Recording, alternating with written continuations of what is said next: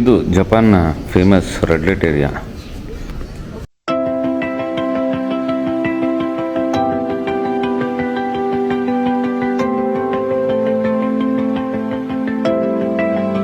ಟೋಕಿಯೋಗೆ welcome.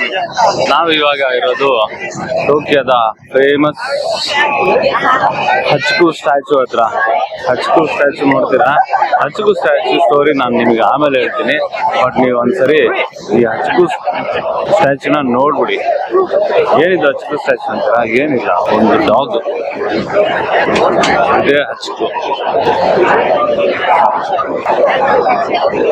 ಈ ನಾಯಿ ಜೊತೆ ಫೋಟೋ ತೆಗೆಸ್ಕೊಳಕ್ ಎಷ್ಟು ಜನ ನಿಂತಿರ್ತಾರಂದ್ರೆ, ದಿನಕ್ಕೆ ಏನು ಇಲ್ಲ ಅಂದ್ರೆ ಈ ನಾಯಿ ಜೊತೆ ಸಾವಿರಾರು ಜನ ಫೋಟೋ ತೆಗೆಸ್ಕೊತಾರೆ. ಇಲ್ಲೇನ್ ಜನ ನೋಡ್ತಾ ಇದ್ದೀರಲ್ಲ, ಇದು ನಾನೊಂದು ವಿಡಿಯೋ ಹಾಕ್ತೀನಿ ನೋಡಿ. ಅದರಲ್ಲಿ ಇರುವೆಗಳ ತರ ಕ್ರಾಸ್ ಆಗ್ತಾರಲ್ಲ, ವರ್ಲ್ಡ್ಸ್ ಫೇಮಸ್ ಗಿನ್ನಿಸ್ ರೆಕಾರ್ಡ್ ಇದೆ ಈ ಸಿಗ್ನಲ್ ಕ್ರಾಸ್ ಮಾಡೋದಕ್ಕೆ. ಶಿಬುಯಾ ಕ್ರಾಸಿಂಗ್ ಹೈಯೆಸ್ಟ್ ಅಂದ್ರೆ ಒಂದು ದಿನದಲ್ಲಿ ಇಲ್ಲಿ 3 ಮಿಲಿಯನ್ ಜನ ಈ ರೋಡ್ ನ ಕ್ರಾಸ್ ಮಾಡ್ತಾರೆ. ಅದಕ್ಕೋಸ್ಕರ ಇದು ವರ್ಲ್ಡ್ ರೆಕಾರ್ಡ್ ಇದೆ. ಇದಕ್ಕೆ ಡೈಲಿ ಕ್ರಾಸ್ ಮಾಡ್ತಾರೆ. ನೋಡ್ತಾ ಇದ್ದೀರಲ್ಲ ಜನ, ಎಷ್ಟು ಜನ ಅಂದ್ರೆ ನೋಡಿ ನೋಡಿ ಹೋಗ್ತಾ ಇದ್ದಾರೆ.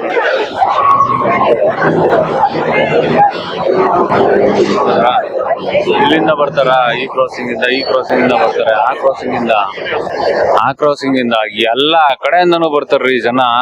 ಅಷ್ಟು ಜನ ಒಂದು ದಿನದಲ್ಲಿ ಎಷ್ಟು ಜನ ಕ್ರಾಸ್ ಮಾಡ್ಬೋದು ನೀವೇ ಲೆಕ್ಕ ಹಾಕಿ. ಅದಕ್ಕೋಸ್ಕರ ಇದಕ್ಕೆ ಶಿಬುಯಾ ಕ್ರಾಸಿಂಗ್ ಅಂತ ಹೆಸರಿಟ್ಟಿರೋದು. ಇದು ವರ್ಲ್ಡ್ ಫೇಮಸ್ ಕ್ರಾಸಿಂಗ್. ಈಗ ನಾವು ಕೂಡ ಹಚ್ಕು ಸ್ಟ್ಯಾಚು ಹತ್ರ ಇದ್ದೀವಿ. ಈಗ ಶಿಬುಯಾ ಕ್ರಾಸಿಂಗ್, ಫೇಮಸ್ ಶಿಬುಯಾ ಕ್ರಾಸಿಂಗ್ ನಾವು ಮಾಡ್ತೀವಿ. ಬನ್ನಿ ತೋರಿಸ್ತೀನಿ ಹೇಗೆ ಮಾಡ್ತೀವಿ ಕ್ರಾಸಿಂಗ್ ಅಂತ.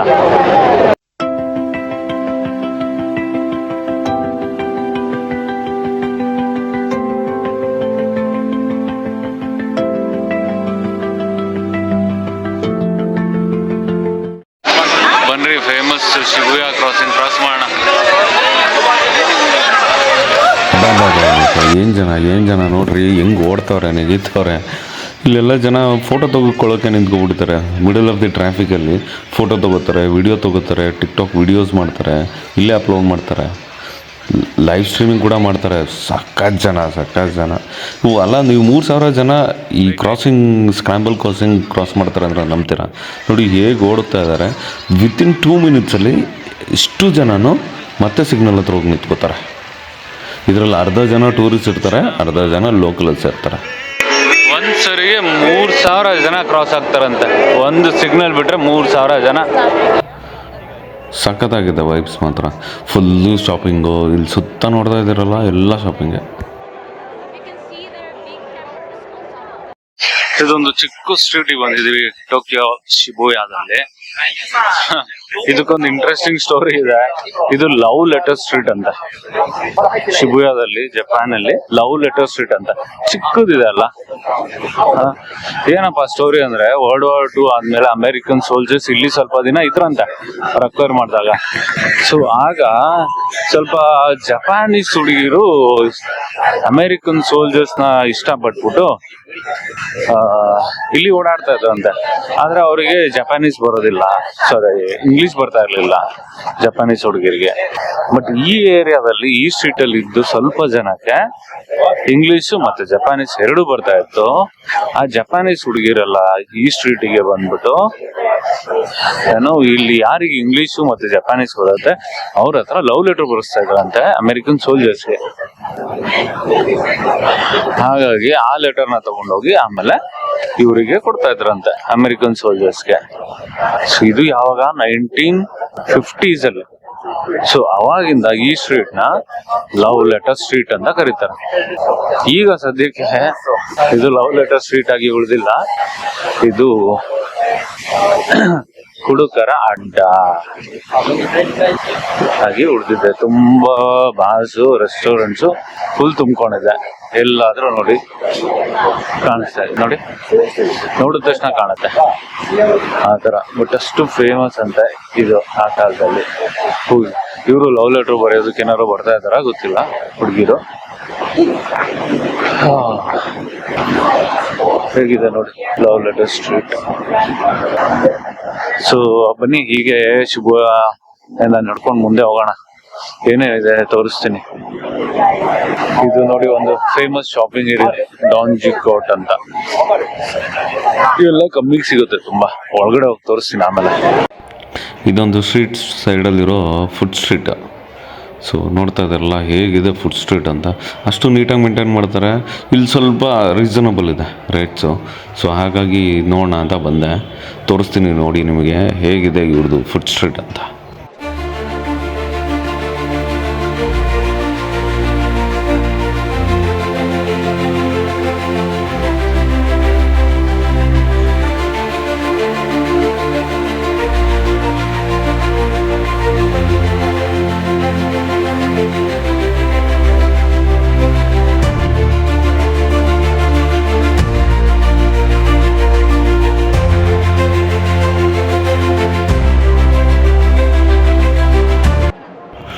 ಅಬ್ಬಾ, ಈ ಸ್ಮೆಲ್ಲೊಂದು ತಡ್ಕೊಳಕ್ಕಾಗ್ತಾಯಿಲ್ಲ ರೀ. ಫಸ್ಟ್ ಹೊರಗಡೆ ಹೋಗ್ಬಿಡೋಣ. ತಡ್ಕೊಳಕ್ಕೆ ಆಗ್ತಾಯಿಲ್ಲ. ಈ ಫುಲ್ ಫುಡ್ ಸ್ಟ್ರೀಟ್ ಏನು ತೋರಿಸಿದ್ನಲ್ಲ ನಾನು ಒಳಗಡೆ, ಫುಲ್ಲು ಬೀಫು ಪೋರ್ಕು. ವೆಜ್ ಅಂತೂ ಎಲ್ಲೂ ಸಿಗೋದಿಲ್ಲ, ಮತ್ತು ಚಿಕನ್ನು ಸಿಗೋದಿಲ್ಲ. ಎಂಟೈರ್ ಜಪಾನಲ್ಲಿ ನಾನು ಲ್ಯಾಂಬ್ ಎಲ್ಲೂ ನೋಡಿಲ್ಲ. ಲ್ಯಾಂಬ್ ಅಂತೂ ಎಲ್ಲೂ ನೋಡಿಲ್ಲ. ಅಂದರೆ ಕುರಿ ಮಾಂಸ ಮಾತ್ರ ಎಲ್ಲೂ ನೋಡೇ ಇಲ್ಲ. ಸಿಕ್ಕೇ ಇಲ್ಲ ನಮಗೆ ತಿನ್ನೋದಕ್ಕೆ. ಚಿಕನ್ನು ಕುರಿ ತಿಂತೀವಿ, ಮಟನ್ ತಿಂತೀನಿ ಅಂದರೆ ನಿಜವಾಗ್ಲೂ ಇರೋಕ್ಕಾಗಲ್ಲ. ಎಲ್ಲೂ ಸಿಗೋದಿಲ್ಲ. ತುಂಬ ಕಷ್ಟ. ಸಖತ್ ಹುಡುಕ್ಬೇಕು. ವೆಜ್ ಆದರೂ ಎಲ್ಲೋ ಒಂದೊಂದು ಕಡೆ ಹುಡುಕೊಂಡೋದ್ರೆ ಆಪ್ಷನ್ ಇರುತ್ತೆ. ಬಿಟ್ಟರೆ ಇಂಡಿಯನ್ ರೆಸ್ಟೋರೆಂಟ್ಸ್ನ ಹುಡುಕೊಂಡು ಹೋಗಿ ನಿಮಗೆ ಸಿಗತ್ತೆ. ಇಂಡಿಯನ್ ರೆಸ್ಟೋರೆಂಟ್ಸ್ ಇದೆ, ಬಟ್ ಕಾಸ್ಟ್ಲಿ. ಏನಿಲ್ಲ ಅಂದರೂ ಒನ್ ಟೈಮ್ಗೆ ಇಬ್ಬರಿಗೆ 1500 to 2000 rupees ಮಿನಿಮಮ್. ಅದು ಒಂದು ಐಟಮ್ ಇಲ್ಲ 2 ಐಟಮ್ ಅಷ್ಟೇ ಸಿಗೋದು. ಅದನ್ನೇ ಹೊಟ್ಟೆ ತುಂಬ ತಿನ್ಕೋಬೇಕು ಅಷ್ಟೇ. ಸೊ ಬನ್ನಿ ಮುಂದೆ ಹೋಗೋಣ. ಮುಂದೆ ಹೋದರೆ ಇದೇನು ನೋಡ್ತಾ ಇದ್ದೀರಲ್ಲ ನೀವು, ಇದು ಆ್ಯಕ್ಚುಲಿ ಸೆಕೆಂಡ್ ಫ್ಲೋರಲ್ಲಿರೋದು. ಇದು ಆ್ಯಕ್ಚುಲಿ ರೂಫ್ ಟಾಪ್ ಪಾರ್ಕ್ ಅಂತ. ಓಕೆನಾ. ಇಲ್ಲಿ ತುಂಬ ಗೇಮ್ಸ್ ಎಲ್ಲ ಆಡ್ತಾರೆ. Indoor games, outdoor games.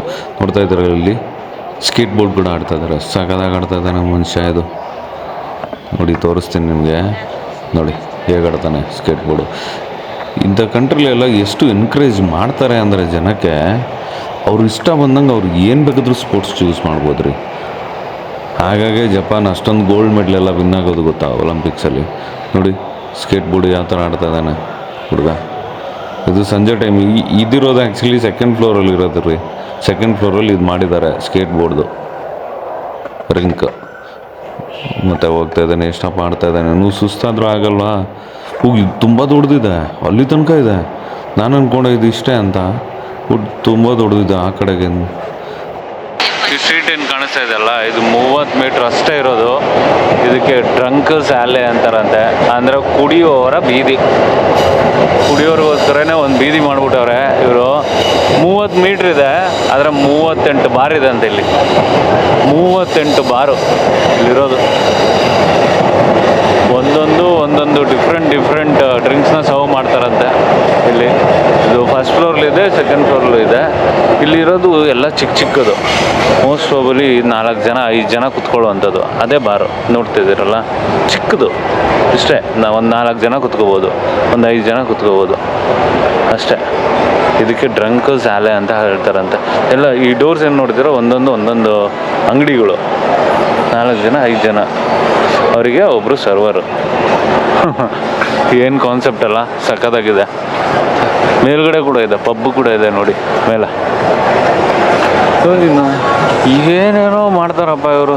ಕುಡಿಯೋದಕ್ಕೊಂದು ಇದು ಅಷ್ಟೇ ನೆಪ. ಎಲ್ಲ ಕೂತ್ಕೊಂಡು, ಮತ್ತು ಇಲ್ಲಿ ಜಾಗನೇ ಇರಲ್ಲಂತೆ. ಎಲ್ಲ ಹತ್ತತ್ರ ಕೂತ್ಕೊಂಡು ಕುಡಿತಾರಂತೆ. ಸೊ ದಟ್ ಫ್ರೆಂಡ್ಶಿಪ್ ಬಿಲ್ಡ್ ಆಗಲಿ ಜನಗಳ ಮಧ್ಯ ಅಂತ ಈ ಥರ ಮಾಡ್ತಾರಂತೆ. ಎಲ್ಲ ಇಲ್ಲಿ ಕೂತಿದ್ದಾರೆ ನೋಡಿ ಕುಡ್ಕೊಂಡು. ಇದು ನೈಟ್ ಟೈಮು ಈ ಕಡೆ ಎಲ್ಲ ಬರಬಾರ್ದು. ಒಂದು 9 ಗಂಟೆ 10 ಗಂಟೆ ಮೇಲೆ ಸ್ವಲ್ಪ ಕೇರ್ಫುಲ್ ಆಗಿರಿ ಬರಬೇಕಾದ್ರೆ.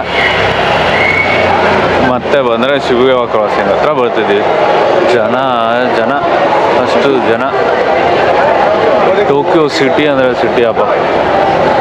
ಏನು ಜನ, ಏನು ಲೈಟ್ಸು, ಜಗಮಗ.